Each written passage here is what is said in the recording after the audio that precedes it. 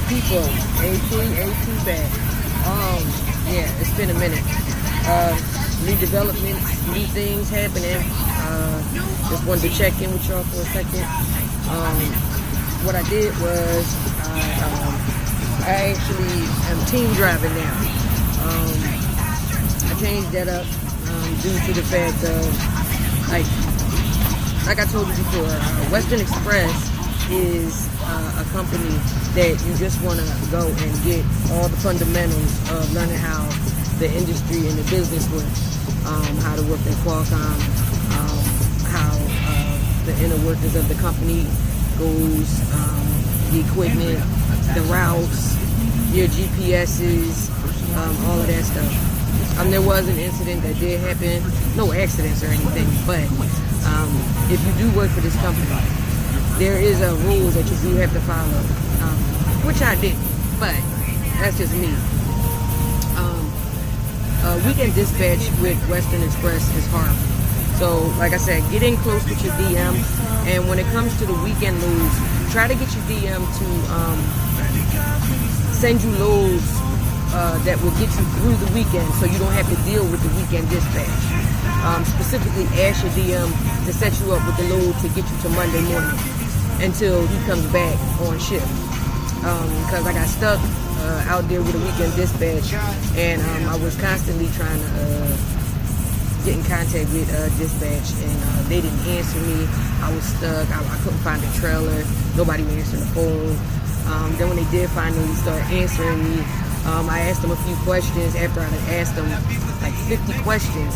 And I asked them, I told them that I would be, because I couldn't find a trailer, I told them that I would be bobtailing from PA to Nashville because the next load pickup was a loaded trailer, and it was in Nashville, but I didn't have a trailer.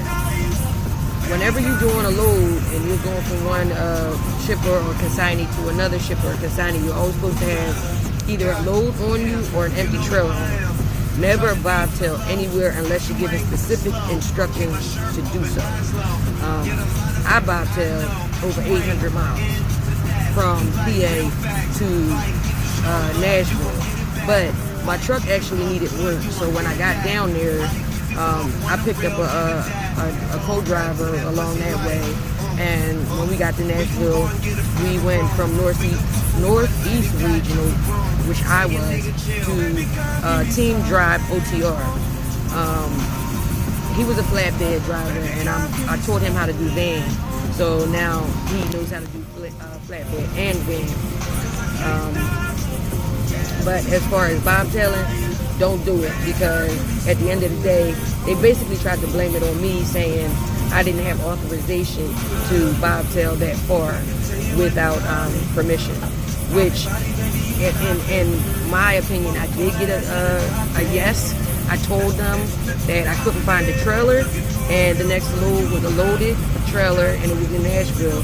And I said, okay, I sent this through the Qualcomm. I said, I cannot find a trailer. Can you send me a trailer, information on where to go to get a trailer? Which I was trying to get a trailer from early Saturday afternoon all the way until like 2 o'clock Sunday afternoon. But nobody answered me back with that. So when they answered yes, I'm taking it that they're answering me yes to, yeah, you can bobtail from PA to Nashville, which was a miscommunication on both of our parts. I asked them a question, and they answered the wrong question. So, like I said, I asked them 50 questions. The weekend dispatch never got back to me. I was sitting there clueless, sitting still. I wasn't making money. So, when I asked them, well, when I told them I had no trailer and I was going to Nashville, they answered yes. Go ahead. Now, I'm thinking that they said yes to bobtail down to Nashville when they was answering yes to the fact that they're going to help me find a trailer, which they never helped me find a trailer. So by the time they got back to me, I was already in Nashville. It was like 10, 11 hours later when they got back to me. I made a fuel call in because I was almost on empty. So when I called the fuel solution in, they asked me where I was, and I told them I was in Nashville. And they said, why did you go all the way to Nashville? I said, because I asked you and you told me it was okay. They said, no, we never said it was okay for you to go to Nashville. But I told them, look back on the Qualcomm messages. Like anything you send them, use that Qualcomm. Don't call them because it's going to be your word against theirs. So everything you do, if you're talking to your DM or weekend dispatch, it doesn't matter. Send it through the Qualcomm because everything it has a time, date stamp on it. A day, a time, and a date. So they cannot call you a liar. It's just like text messaging. Just like your text message on your phone has the date and time or whatever you sent to whoever you send it to, it is proof that you had a conversation with whoever you were talking to. So basically, I didn't get in trouble for that because I was constantly trying to get in contact with them and they ignored me. But you're never, under any circumstances, supposed to bobtail that amount of miles without a trailer on you. So remember that. And unless you're given specific instructions to bobtail, you might have to bobtail like 60 miles, maybe 80 miles at the most. I bobtailed almost 815 miles. So, lesson learned, don't do it again.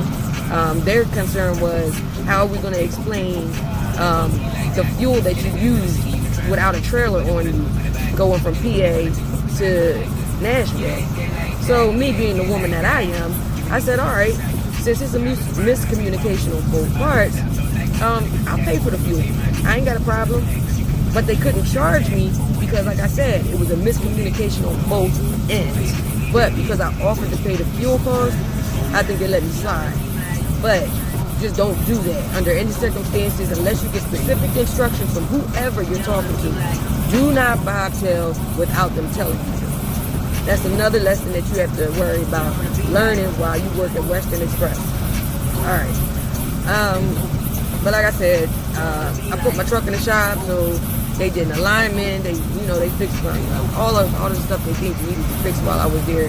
I was down for a couple more days, but it don't matter because, like I said, I'm team driving now, and we made up for them days.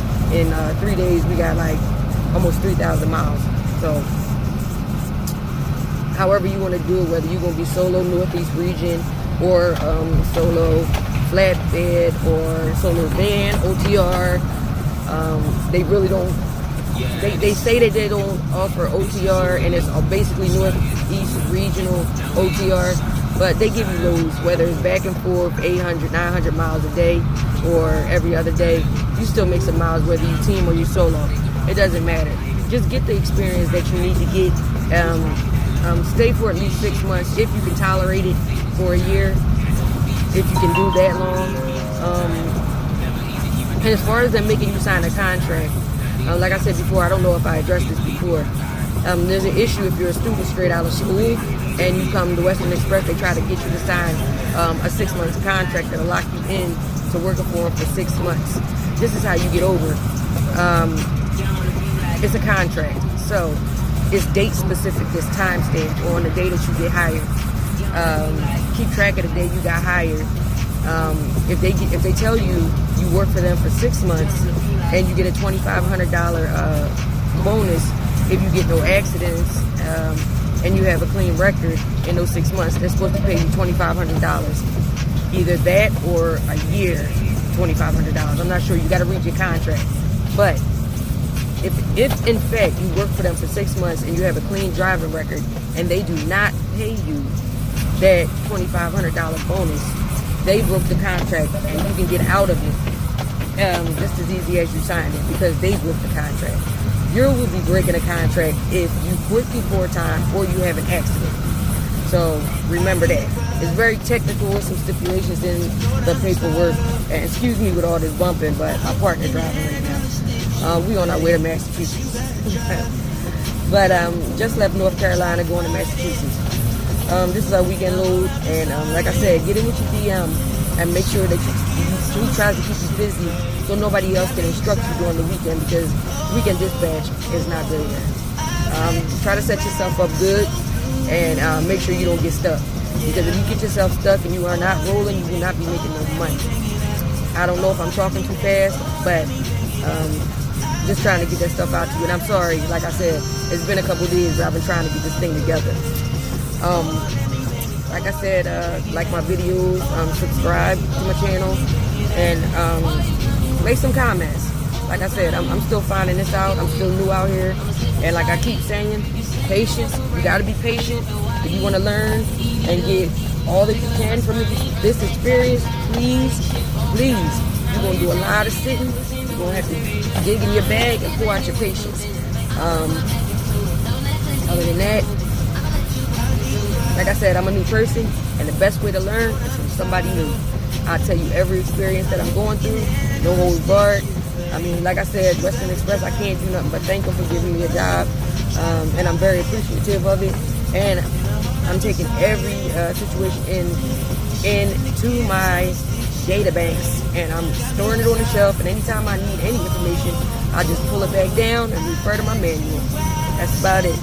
Everybody that come out here, be safe, take your time. Haste makes waste. Don't rush. Do not rush. You will get there. It doesn't matter if you're late on a delivery or whatever. They want you to be on time. You strive to be on time. But don't put yourself in any kind of situation where you get into an accident because you're trying to rush to get some sort of shipper or a consignee. Just make sure you get your stuff there in one piece. Oh, and sliding tandems. When you pick up your trailer, there's a 40-foot mark on the back of your trailer that you have to line up with your back tire on your trailer. It's either tape or an arrow that's pointing down to the ground. It needs to be in the middle, pointing straight down at your hub seal. Make sure you line that up, whether you're empty or full. It makes a big difference when you're trying to cut them corners if your tandems are set right to your wheels. Alright, keep all that into consideration. Like I said, like, subscribe, and comment on my videos. You're going to make me popular, people. Thank you.